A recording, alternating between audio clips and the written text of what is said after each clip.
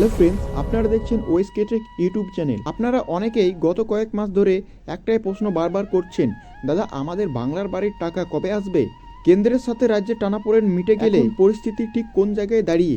আজ আমরা আলোচনা করব 2026 সালের এই প্রকল্পের লিস্টের আপডেট নিয়ে। কাদের অ্যাকাউন্টে সরাসরি টাকা ঢুকবে, কারা লিস্ট থেকে বাদ পড়লেন এবং যাদের নাম আছে তারা ঠিক কতদিনের মধ্যে প্রথম কিস্তির টাকা পেতে পারেন, সবটা জানাবো আজকের এই বিস্তারিত ভিডিওতে। প্রথমে আসি সবচেয়ে বড় প্রশ্নে, টাকা কবে আসবে? দেখুন, পশ্চিমবঙ্গ সরকারের তরফ থেকে ইতিমধ্যে উপভোক্তাদের তালিকা যাচাই বা ভেরিফিকেশনের কাজ জেলা স্তরে শুরু হয়ে গেছে। আপনারা জানেন, যাদের মাটির বাড়ি বা কাঁচা বাড়ি আছে, সরকার তাদেরই এই সুবিধা দিচ্ছে।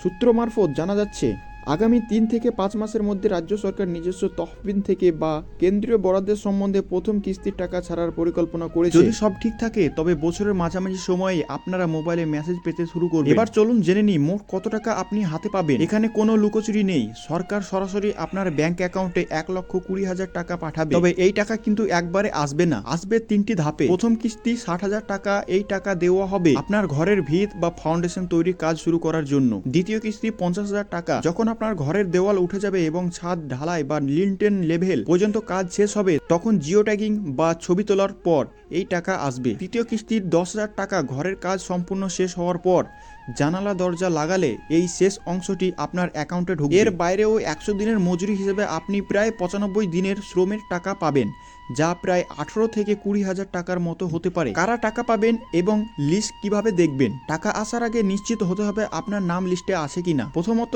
আপনি আপনার গ্রাম পঞ্চায়েত অফিসে গিয়ে নতুন সার্ভে লিস্ট চেক করুন। দ্বিতীয়ত, আশাকর্মী আপনার বাড়ি সার্ভে করতে আসবেন, তখন তাদের সঠিক তথ্য দিন। মনে রাখবেন, যদি আপনার বাড়িতে আগে থেকেই পাকাপোক্ত ছাদ থাকে বা আপনার পরিবারে কেউ সরকারি চাকরি করে, তবে কিন্তু আপনার নাম লিস্ট থেকে বাদ পড়তে পারে। একটি বিশেষ অনুরোধ, বাংলার বাড়ির টাকা পাইয়ে দেওয়ার নাম করে যদি কোনো দালাল বা অসাধু ব্যক্তি আপনার কাছে টাকা চায়, তবে 1 টাকাও দেবেন না। এটি সম্পূর্ণ সরকারি প্রকল্প এবং টাকা সরাসরি আপনার আধার লিঙ্ক করা ব্যাংক অ্যাকাউন্টে আসবে। কেউ আপনার টাকা আটকাতে পারবেন না যদি আপনি যোগ্য উপভোক্তা হন। তাহলে এখন আপনাদের করণীয় কি? আপনার ব্যাংক অ্যাকাউন্টের সাথে আধার কার্ড এবং মোবাইল নম্বর লিঙ্ক আছে কি না আজই চেক করে নিন, আর ভিডিওটি শেয়ার করে আপনার এলাকার বাকি মানুষদের সচেতন করুন। পরবর্তী ভিডিওতে আমি দেখাবো মোবাইলে কিভাবে নিজের নাম চেক করবেন। সেটি দেখতে চাইলে চ্যানেলটি সাবস্ক্রাইব করে পাশের বেল আইকনটি টিপে রাখুন। ধন্যবাদ।